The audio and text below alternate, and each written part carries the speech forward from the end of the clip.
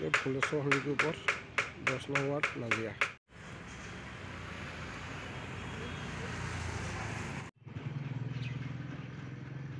ফুলেশ্বৰ সন্দিকৈ পথ 10 নং ৱাৰ্ড নাজিৰা।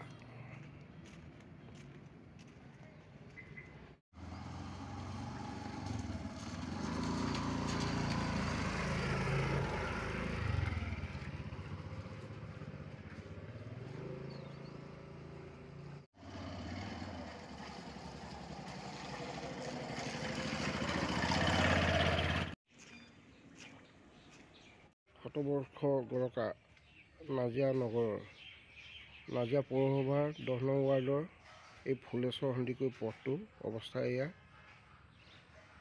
মানুহৰ বাৰীতকৈ পথটো দ আৰু মাজেদি ড্ৰেইন সৃষ্টি কৰি পানী যোৱাৰ এটা ব্যৱস্থা কৰিছিলে, কিন্তু ঠিকাদাৰ মৰমতালিৰ বাবে আৰু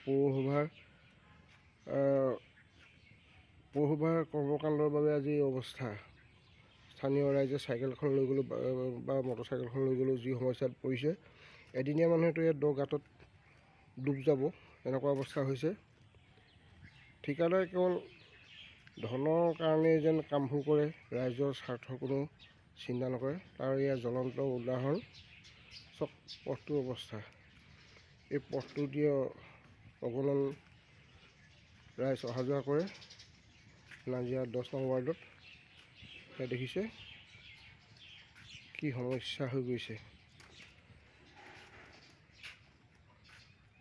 পৌৰসভাৰ ইঞ্জিনিয়াৰ যেন নামতে অভিযন্তাই অকল টকা খাই ৰাস্তা দিয়া যি অভিযোগ উঠিলে এই যেন সঁচা প্ৰমাণিত হৈছে। কিন্তু তৎসত্ত্বেও দুৰ্নীতিমুক্ত এই বিজেপি চৰকাৰে কি কৰিছে? এনেকুৱা ঠিকাদাৰক নাকি ল'ব পাৰিবনে?